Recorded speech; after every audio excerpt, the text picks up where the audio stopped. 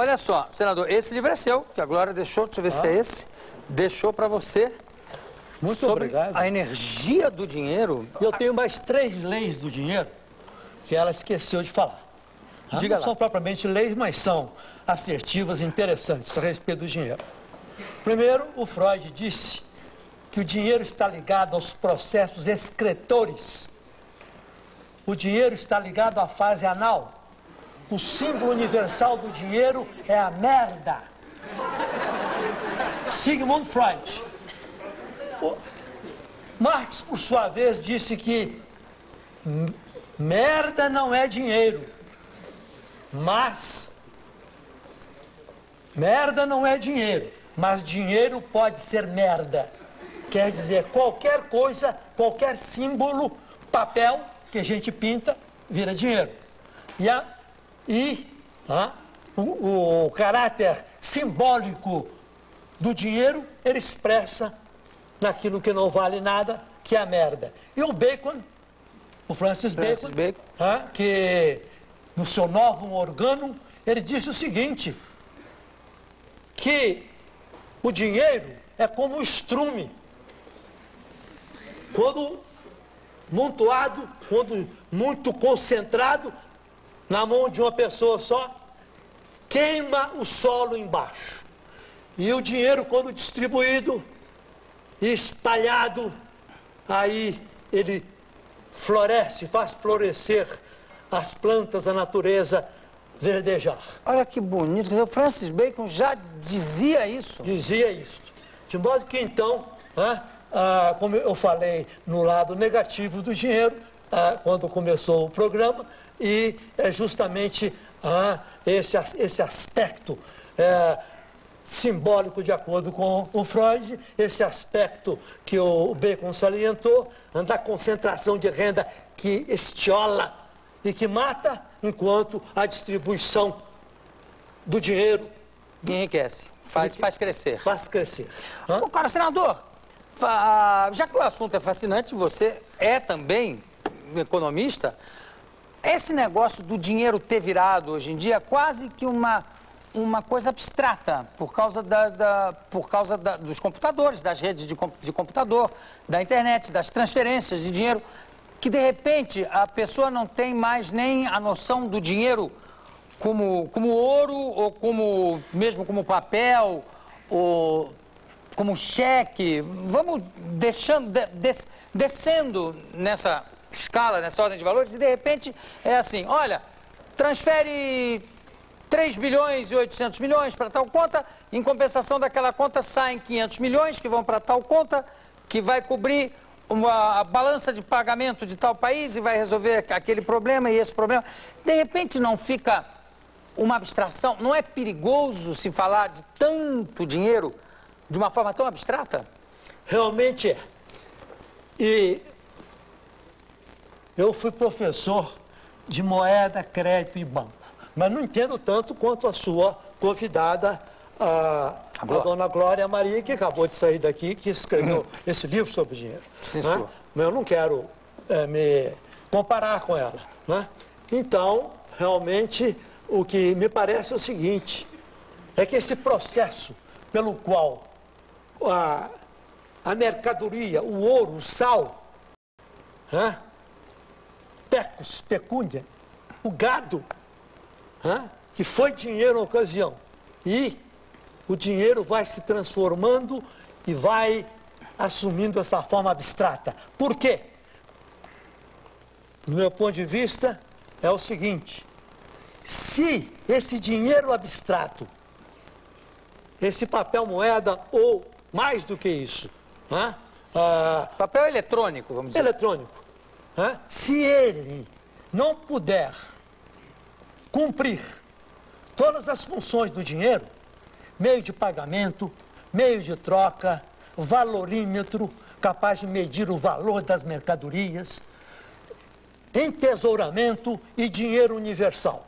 Essas são as funções que Marx determinou que o dinheiro tem que ter. Então, se uma forma monetária não puder desempenhar todos esses papéis, não será dinheiro jamais. Deixa de ser dinheiro. Deixa de ser. Porque para aquilo, para a função de troca, a função de comparar valores, aquilo não serve. Sumiu. Então, não serve. Senador, então a minha próxima pergunta, eu acho que vai calhar com isso, porque, aliás, me ocorreu agora. Se você disse que o dinheiro não representa mais aquilo que ele deveria representar, ou seja, o poder de barganha, de troca, seja lá o que for, se de repente todos os trabalhadores brasileiros pudessem sacar no mesmo dia o seu fundo de garantia por tempo de serviço, o que aconteceria? Olha, me parece o seguinte, que pelo menos o governo e as pessoas que se apropriaram do fundo de garantia por tempo de serviço e que agora ficam embromando, adiando a devolução, querendo devolver a menos. Pelo menos essas pessoas, se pagassem tudo o que deve, poderiam pelo menos dormir mais tranquilamente. Mas tem esse dinheiro para pagar se todo... Porque antigamente, eu não sei se você lembra, quando surgiu o fundo de garantia, que se optou pelo fundo de garantia, era realmente um fundo de garantia. Você não precisava justificar tanto para retirar o fundo de garantia. Você, se eu não me engano, você não precisava nem estar desempregado por esse ou por aquele motivo específico, não precisava ser para comprar uma casa. Você simplesmente retirava. Se você passasse de um emprego para outro, mesmo sem ser despedido, você podia retirar. Era seu o fundo de garantia. E o grande argumento para acabar com a estabilidade no emprego era esse. Não. Aquilo é seu dinheiro que está depositado e você tira quando você precisar. Isso foi mudando. Hoje em dia, para você tirar o fundo de garantia, é complicado. Se todos tirarem o fundo de garantia ao mesmo tempo, tem dinheiro para pagar tudo? Bem, talvez... Ele está separadinho lá de lado? Não, de forma alguma. De forma alguma. Mas o que o governo alega... Os governos, né? Os governos. Não vamos ser injustos. Isso, isso o outro Fernando... E antes também... O outro Fernando, quando a gente depositava num banco, também pensava que tinha uma garantia. Um dia, o outro Fernando levou, deixou 40 reais... 50 na conta de cada um. De modo que, então, se até os depósitos não são mais respeitados, são apropriados, expropriados por alguns governos, então o fundo de garantia, quando eu me aposentei, por exemplo, eu recebia metade dos meus direitos. O resto, o boi levou, o gato comeu. Que boi e que gato sem vergonha? Sem vergonha. Nós precisamos de dar um jeito, caçar esses que estão aí comendo a nossa erva. Os bois e os gatos. Isso aí. Sem dar nome aos bois, muito menos aos gatos. Senador, quantos anos já na política? Eu queria um pouco da sua história. Como é que você começou na política? Eu comecei na política estudando. Porque a única coisa que eu fiz na vida, eu nunca trabalhei. Eu sempre estudei. Meu pai era professor, catedrático da universidade, e eu, talvez, se o Freud quisesse me analisar, talvez ele pudesse falar que é um complexo de Édipo. Mas eu segui meu pai. Segui. E então, cheguei em Brasília, mudei-me para Brasília, depois de 4 anos na Universidade de Minas Gerais. Isso em que época, mais ou menos? Nas vésperas de Brasília ser inaugurada. Era só 58. poeira. Era só poeira. Uma beleza. O vento fazia aquelas chaminés de poeira. Parecia uma cidade de olaria. Muito bonito. E você ia trabalhar de manhã, quando voltava de tarde, o trabalho humano já havia plantado gramas, já havia modificado. Você via ali a presença do trabalho humano. Todo mundo dormia com porta aberta e janela aberta. Não havia ladrões. Todo mundo trabalhando, fazendo hora extra e ninguém pensava em roubar. E eu acho que, se você quiser procurar onde é que está a honestidade na sociedade, você não vai procurar donos de palácios e de mansões, etc., e de contas no exterior.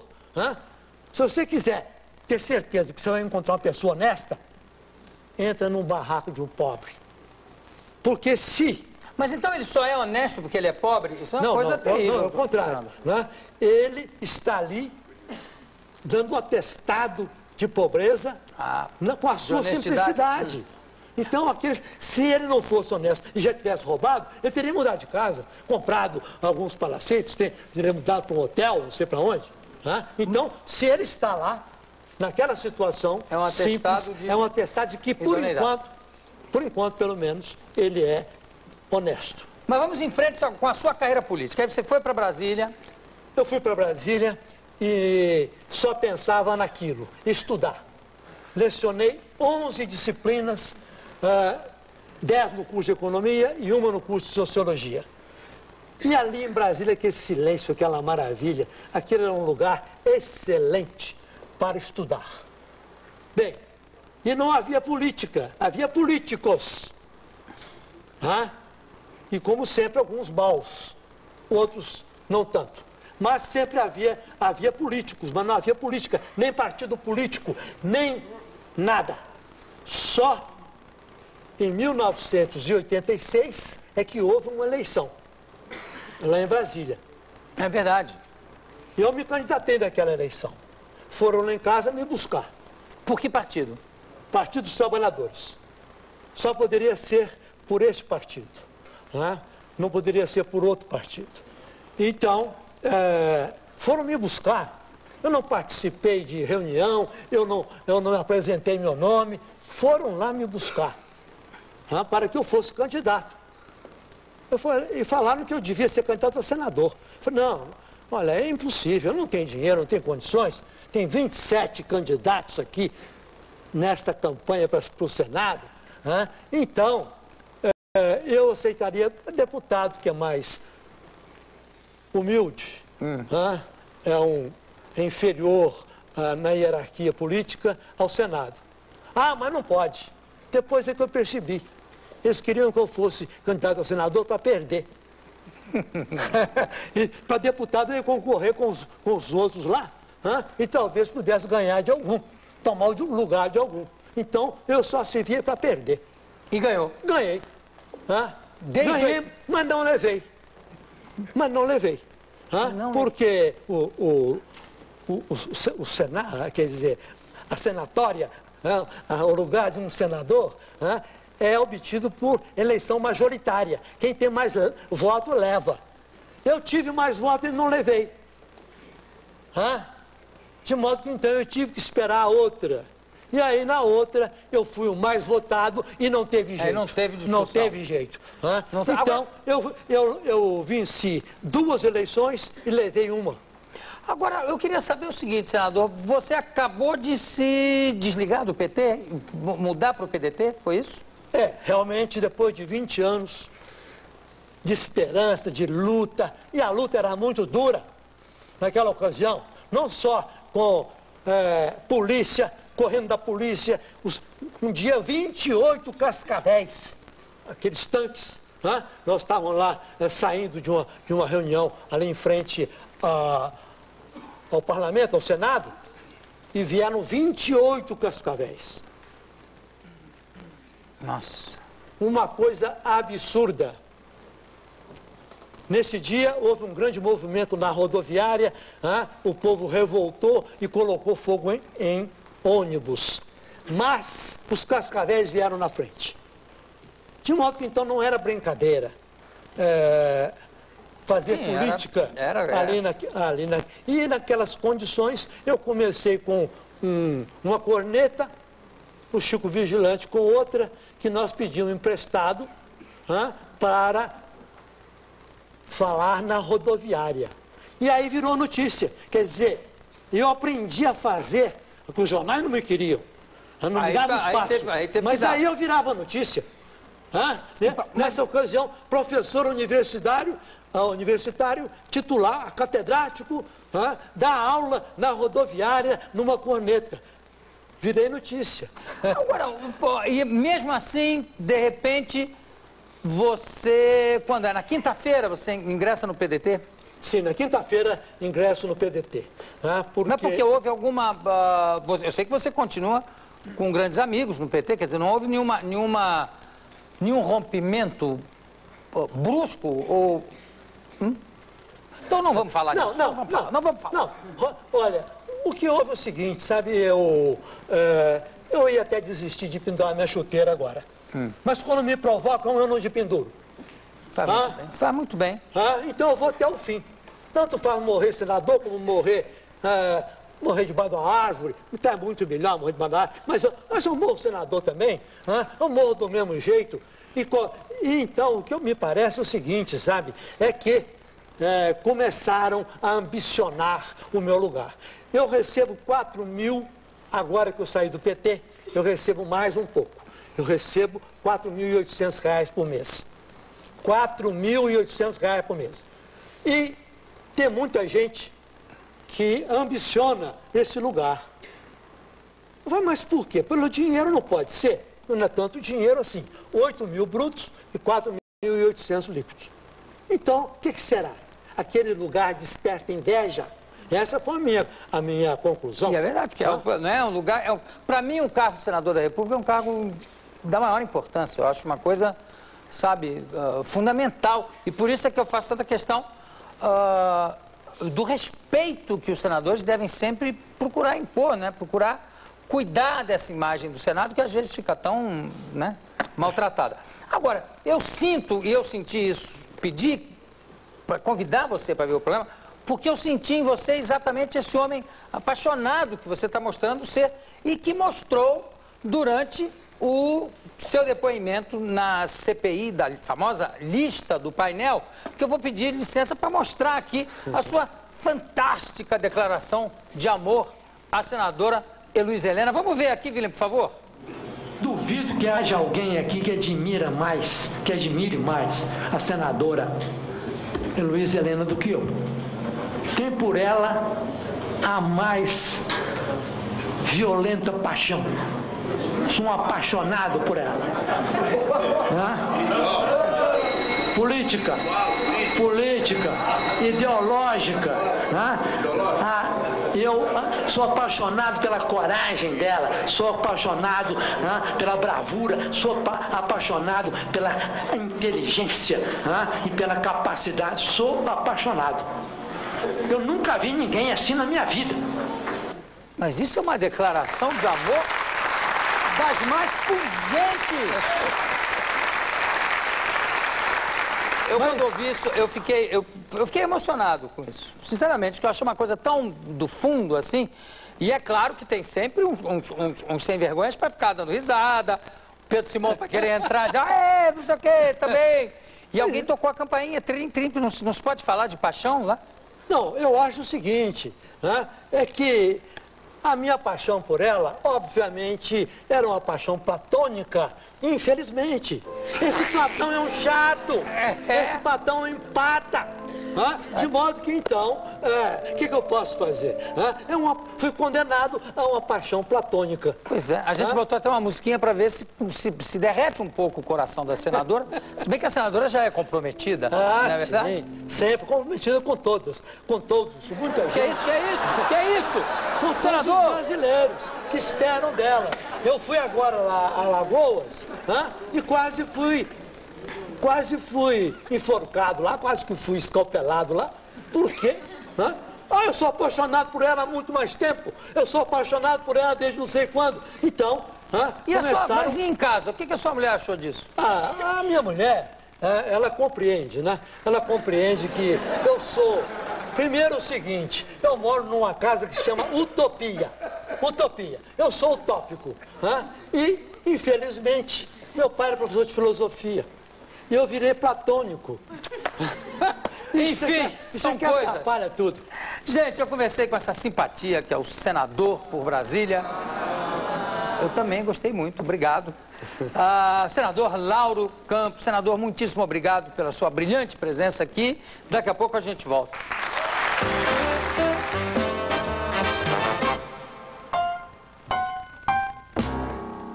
A Amber riu de mim, ela e os amigos dela, todo mundo ficou curtindo com a minha cara. O que ela disse? Eu não ouvi direito, mas era sobre eu ter sido desclassificada.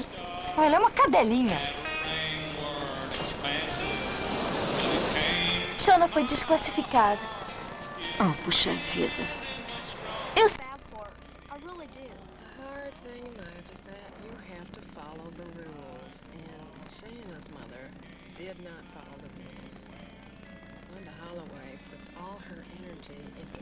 emotion instead of putting it on the scale. With you, I emphasize scale. That's why you're so successful. That's why you'll always be successful. She and her mother both bad news. You want to know something? They act that way because they don't have anything else going for them. You want to know something else? People like that, you got to pity them.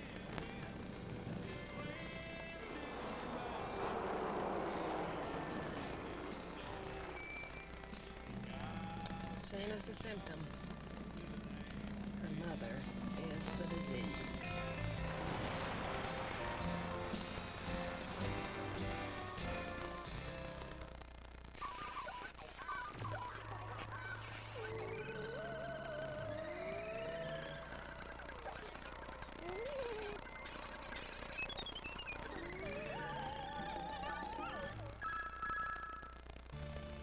Intercine.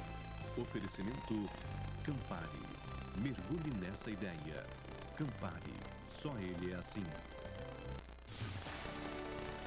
Intercine. Ligue agora e escolha o filme de amanhã para ver misteriosos assassinatos, colocando um detetive linha dura num desafio de vida ou morte. O Exterminador da Máfia, com Louis Gossett Jr. e Peter Coyote. Ligue 0800 70 90 11. Ou para ver Sylvia Kristel, enlouquecendo um garotão que só pensa naquilo. Uma professora muito especial. Ligue 0800 70 90 12. Ligue agora e escolha o que você quer ver amanhã, depois do programa do Jô em Intercine. Estão abertas as inscrições para o 3º Prêmio Banco Real de Talentos da Maturidade. Em 1999, apareceu o concurso Talentos da Maturidade. E a gente achou que era uma boa de se inscrever. E eu acredito que se eu não tivesse impulsionado e entusiasmado, ele não faria. Eu achei que ia concorrer, mas não imaginava o primeiro lugar. Ser o primeiro, quer dizer, é algo extraordinário. Não precisa ser profissional, não. Amadores, eu posso afirmar que foi um dos grandes momentos da minha vida. Viver e não ter a vergonha de ser feliz. Porque cantar é a arte de levar alegria, de mexer com o sentimento e com a sensibilidade humana. A emoção é tão grande que a gente perde até a voz. A gente fica boquiaberto quando o pai começa a cantar. E um cara de 70 anos com a voz que ele tem, isso é dom. Ninguém canta seresta como Mimoso no Brasil. Se você tem 60 anos ou mais, participe. Banco Real, o banco da sua vida. Liga Mundial de Vôlei. Nesta terça, as feras da nossa seleção encaram os campeões olímpicos num jogão decisivo. Brasil e Iugoslávia, ao vivo. Na tela da Globo. Nesta terça, 3 da tarde, vamos torcer juntos na Liga Mundial de Vôlei.